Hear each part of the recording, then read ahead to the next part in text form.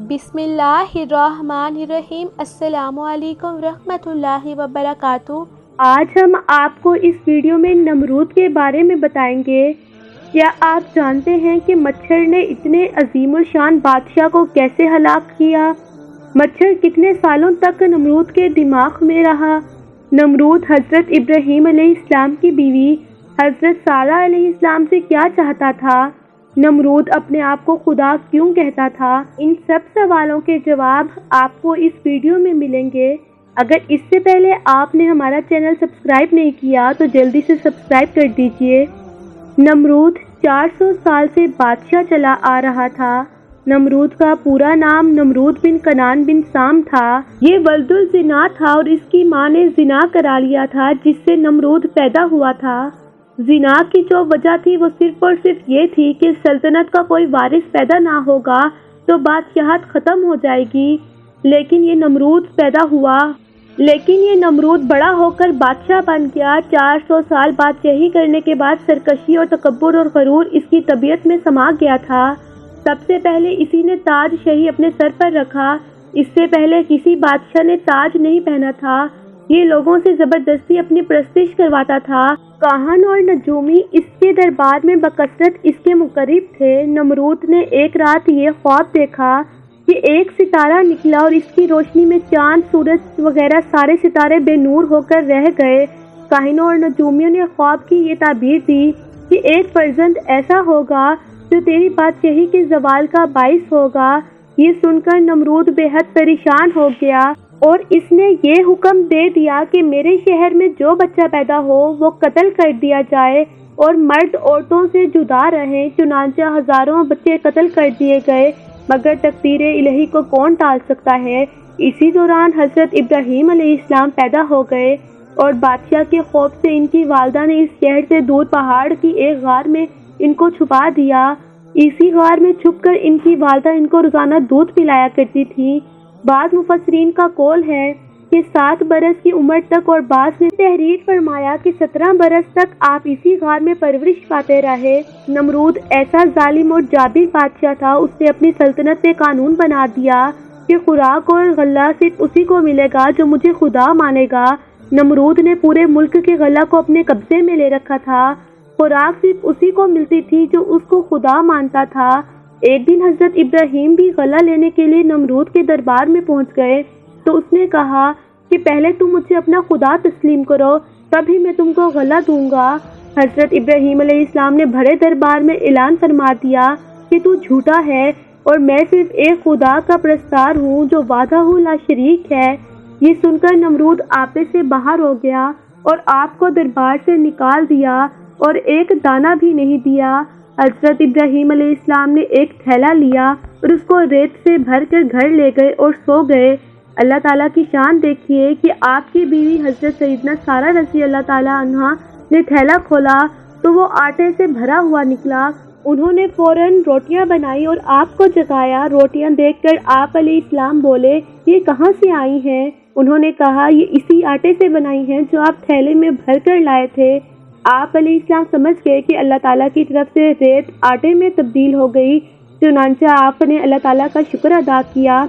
नमरूद ऐसा जालिम था कि जिसने हज़रत इब्राहीम अलैहिस्सलाम को आग में डलवा दिया, लेकिन अल्लाह ताला के हुक्म से वो आग गुलजार बन गई। नमरूद ने आपके कलमा हक से तंग आकर एक दिन आप अलैहिस्सलाम को अपने दरबार में बुलाया और हस्बे ज़ेल मुकालमा यानी मुनाज़रा शुरू कर दिया। नमरूद बोला, ए इब्राहीम, बताओ तुम्हारा रब कौन है? हज़रत इब्राहीम अलैहिस्सलाम ने फरमाया, मेरा रब जिंदा करता है और मारता है। उसने कहा कि मैं भी जिंदा कर सकता हूँ और मारता हूँ। चुनांचा उस वक्त उसने 2 कैदियों को जेल खाने से दरबार में बुलाया। एक को मौत की सज़ा हो चुकी थी और दूसरा रिहा हो चुका था। नमरूद ने फांसी पाने वाले को तो छोड़ दिया और बेकसूर को फांसी दे दी और बोला कि देख लो, जो मुर्दा था मैंने उसको जिंदा कर दिया और जो जिंदा था मैंने उसको मुर्दा कर दिया। हज़रत इब्राहीम अलैहिस्सलाम समझ गए कि नमरूद बिल्कुल ही अहमक और निहायत ही घमंडी आदमी है जो जिंदा और मारने का ये मतलब समझ बैठा। इसलिए आप अलैहिस्सलाम ने इसके सामने एक दूसरी बहुत ही वाज़िह और रोशन दलील पेश फरमाई। चुनांचा आप अलैहिस्सलाम ने इरशाद फरमाया कि ए नमरूद, میرا رب وہی ہے جو سورج کو مشرق سے نکالتا ہے، اگر تو خدا ہے تو ایک دن سورج کو مغرب سے نکال دے۔ حضرت ابراہیم علیہ السلام کی یہ دلیل سن کر نمرود حیران رہ گیا اور کچھ بھی نہ بول سکا۔ اس طرح یہ مناظرہ ختم ہو گیا۔ حضرت ابراہیم علیہ السلام اس مناظرے میں فتح مند ہو کر دربار سے باہر تشریف لائے اور توحید الہی کا فیض الاعلان فرمانا شروع کر دیا۔ قرآن مجید نے اس مناظرے کی روایت ان لفظوں میں بیان فرمائی ہے کہ جس کا ترجمہ ہے کہ اے محبوب، کیا تم نے نہ دیکھا تھا اسے جو ابراہیم علیہ السلام سے جھگڑا اس کے رب کے بارے میں اس پر کہ اللہ نے اسے بادشاہی دی، جبکہ ابراہیم علیہ السلام نے کہا کہ میرا رب وہ ہے جو جلاتا اور مارتا ہے، بولا میں جلاتا اور مارتا ہوں۔ ابراہیم علیہ السلام نے فرمایا تو اللہ سورج کو لاتا ہے مشرق سے تو اس کو مغرب سے لے آؤ۔ ہوش اڑ گئے قافلے کے اور اللہ تعالیٰ راہ نہیں دکھاتا ظالموں کو۔ ایک قول ہے کہ اس ظالم بادشاہ کے پاس اللہ تعالیٰ نے ایک فرشتہ بھیجا، اس نے آ کر اسے توحید کی دعوت دی لیکن اس نے قبول نہ کی۔ اس کے بعد پھر اللہ تعالیٰ کے حکم سے دوبارہ دعوت دی لیکن انکار کیا۔ تیسری مرتبہ اللہ تعالیٰ کی طرف بلایا لیکن پھر بھی یہ منکر ہی رہا۔ اس بار کے انکار کے بعد فرشتے نے اسے کہا اچھا تو اپنا لشکر تیار کر، میں بھی اپنا لشکر لے کر آتا ہوں۔ نمرود نے بڑا لشکر تیار کیا اور زبردست فوج کو لے کر سورج نکلنے کے میدان میں آ پہنچا۔ ادھر اللہ تعالیٰ نے مچھروں کا ایک دروازہ کھول دیا، بڑے بڑے مچھر اس کثرت سے آئے کہ لوگوں کو سورج بھی نظر نہ آتا تھا۔ اللہ تعالیٰ کی یہ فوج نمرودیوں پر گری اور تھوڑی دیر میں ان کا خون تو کیا ان کا گوشت پوست سب کھا گئے اور سارے کے سارے یہی ہلاک ہو گئے، ہڈیوں کا ڈھانچہ باقی رہ گیا۔